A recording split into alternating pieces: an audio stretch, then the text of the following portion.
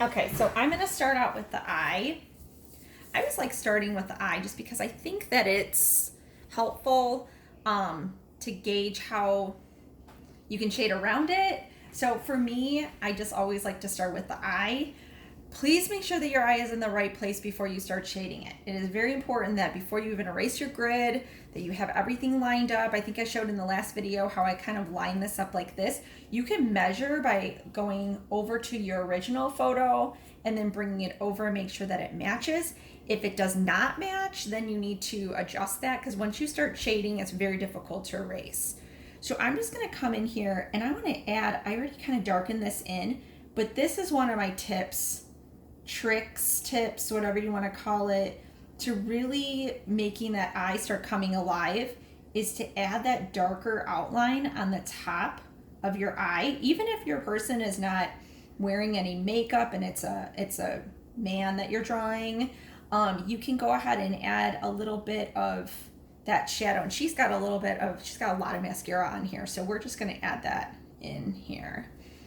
And then I'm gonna go ahead and I'm gonna start kind of filling this in as well. If you watch the video on how to draw an eye, that can be very helpful too. I'm filling in my pupil and leaving a little bit of a reflection there. And then I'm gonna fill in around the iris because her eye is really, really dark. So I wanna make sure that it's, I'm getting that darkness of her eye. Adding a little bit of a shadow here inside of the eye. You can see already how it starts really coming to life just by adding that shadow. If you have a darker pencil, I'm gonna use my 8B here, and I'm gonna make that even a little bit darker. See how that'll just make it really pop. And then also outlining the iris here and filling in that pupil to make it even darker.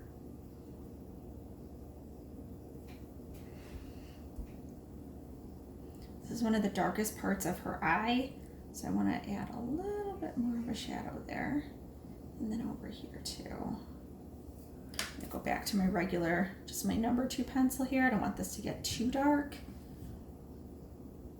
And then I'm gonna add just a little bit of a shadow underneath. You really use your photo as a guide. Do not go too crazy right off the bat. You really want to do this like step by step and just take a little bit at a time. Little shadows here, little shadows there. Don't want to go crazy at the very beginning. You could see how that's starting to really come to life. She does have this, like where her eyelid is here, and there's a deeper shadow in here. Like I said, I'm always going to start with my regular number 2 pencil.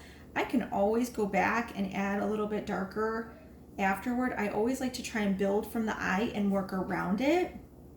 I think that's very helpful in adding shadows around the eye, around the nose, because there is a really bright area right next to it.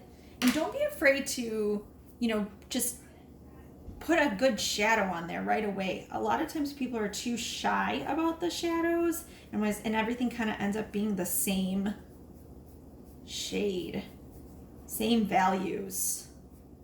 And I can take my blending here and I can just bring this across. Now, like I said, if you only have a Q-tip, I can take my Q-tip and I can do the exact same thing by adding that shadow there. And all of a sudden, what happens is that eye just sinks into the face.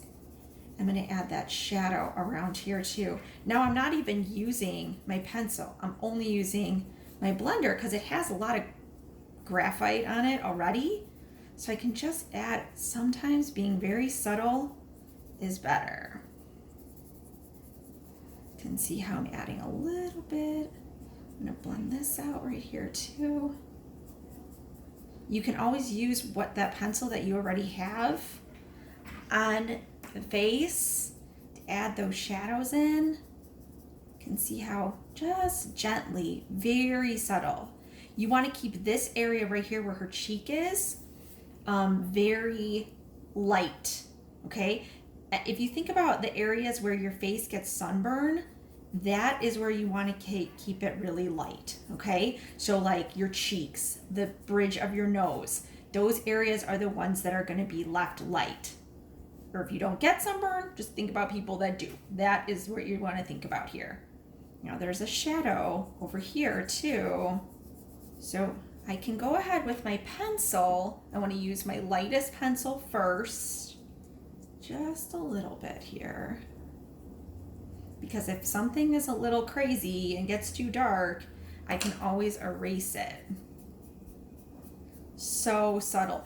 If you're working with somebody that's darker skin, do not just start shading their face really dark.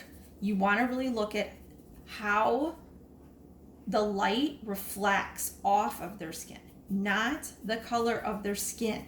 This is very important because if you go ahead and you have like a shadow, the shadows are the same no matter if your face is darker or lighter. It doesn't make any difference.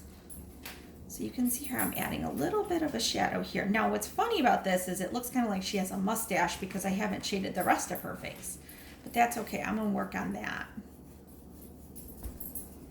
I also wanna work on this nose here.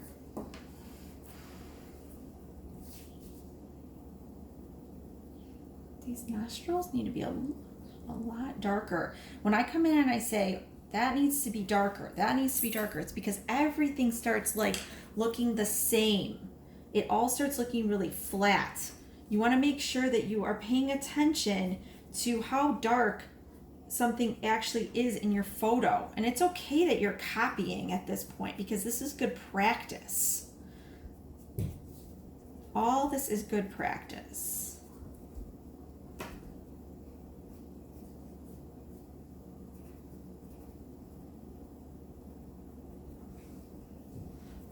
You can see how bright this area is right here, but there's a shadow here because this is really round. So you want to add a shadow in here. Always very subtle, very, very subtle.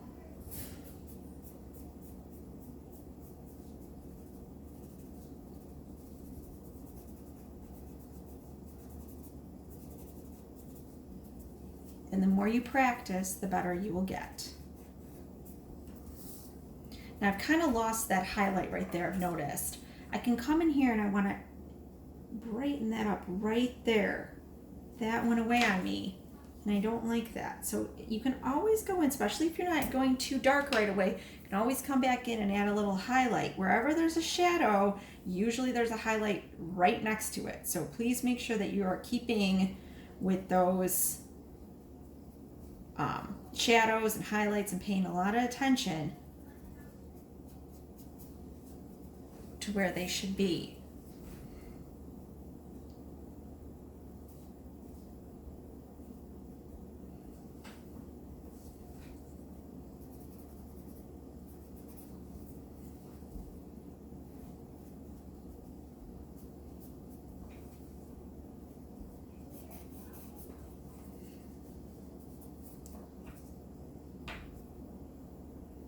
I think I need a little bit more of a shadow over here. Using my regular pencil again.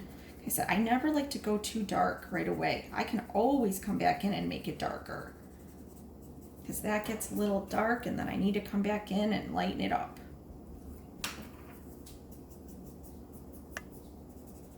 If you're seeing lines on your face or anything like that, you need to get rid of those. We don't have lines on our face.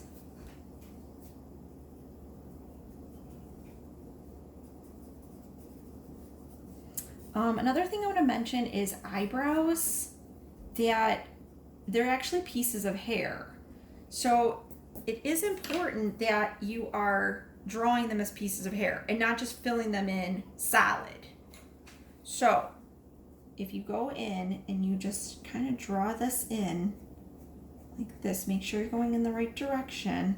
Even if it looks solid on the picture, I would give it some texture.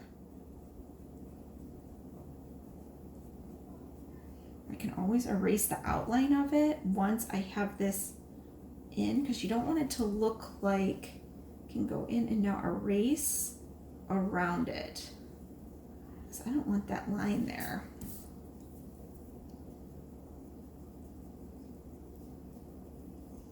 And then so it doesn't look like a bunch of little lines, you take your blender and you just kind of go over the whole thing. You'll still see the texture, but you won't see all those lines in there.